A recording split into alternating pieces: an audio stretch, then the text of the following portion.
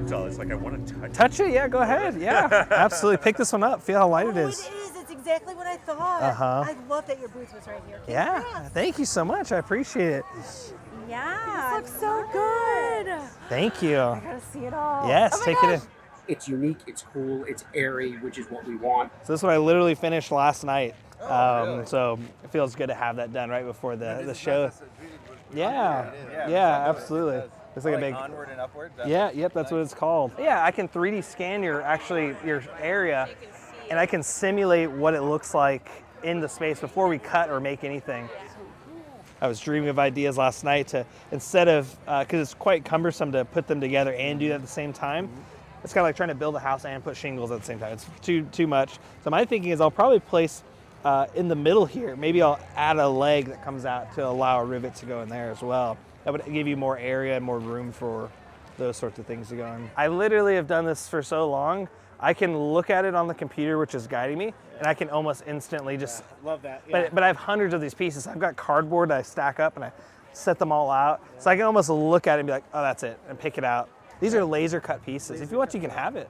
Oh, you sure? Yeah, Cool. absolutely. Thanks, Yeah. That's cool to have a giveaway. But that's, Yeah, each one's unique too. So they're actually parts of a sculpture I did make, so I'm handing out. So everyone's walking away with a little bit of a sculpture. This so is laser cut? yeah, it is laser cut, yep. Starts out as hundreds of unique pieces, and then it only goes together one way. Like this kind of illustrates it, is there's actually two different layers. There's a white layer and a blue layer, or inside-outside layer. Okay. And those pieces only go together one way, so they literally fight each other. They want to stay flat. So it's like the worst erector set ever.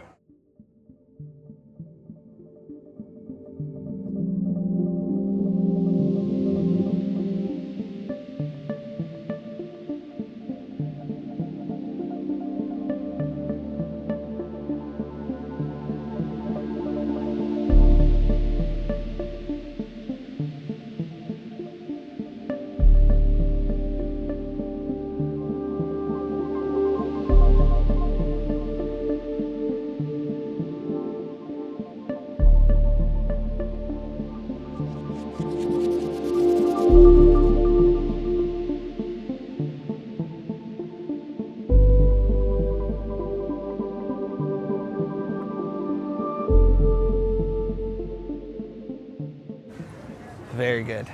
This is day one. Yes. Yeah, the first show is literally so few people, long days. And then the second one was a little bit more people, medium days.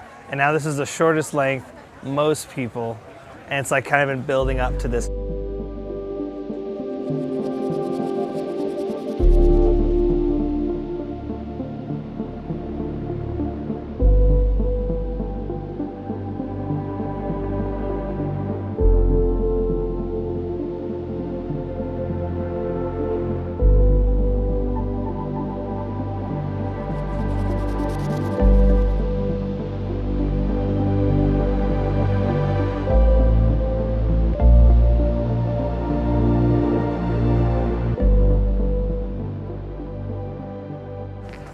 She's doing such a great job selling it. Got a lot of practice. Yeah, she's got a lot of practice. Other two shows were practice. We got to really dial in our technique and get it going, which is nice. My wife is awesome. Yeah, it's literally, when I was working on that, was probably the lowest I've ever felt when I was doing art. Really? I was in the middle of working on that, and each one of those are hand set, which means that I have to place this rivet that is, I mean, the size of a grain of rice, effectively. Line up the two pieces, then with the part, set it down on a set, so it's a solid piece of metal that has the dome shape, the negative of it, and I have to sit there and hit each one with a hammer, tap every single one. And that has like 1,000 of them on it. So I was working on it, and I get so frustrated, I'd give up, come back to it. I still didn't finish it. So if you look at it close enough, there's pieces that are not finished on it. Because I was just like, I'm trying to get the shape in, and I'm done. It was like a huge roadblock for me for some reason. I couldn't get past it. And then once I put all the pieces down on it, I felt the need to, like, I can take that next step and move on. And then from there, I went off. That was such an early design. That was before Cautious Optimism, I think, even.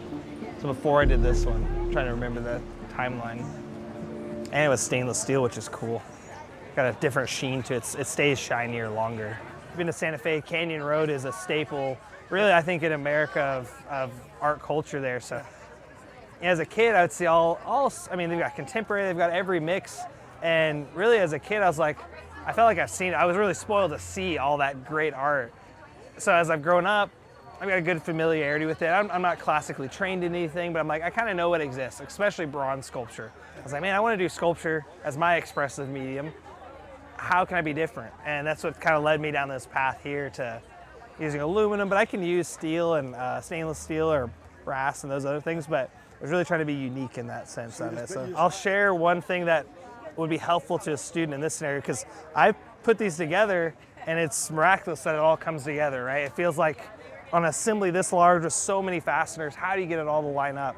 And one of the tricks is that there is a built-in flexibility. If this is not done at these angles, if it's done in a grid, this will not work. The straight length between them is not what works it. So there's actually a stretch. There's a little bit of a bending across all these joints. So Yeah. I'm fascinated with your work, so I thought that will be a good fit. Yeah, absolutely. And whatever is easy for you. Yeah, I appreciate it, man. So he's somebody that reached out at Deep Ellum that he was wanting to help and be an apprentice, or not apprentice, help put these sculptures together. Next steps are looking very promising. So I think it's gonna be continuing to make more art.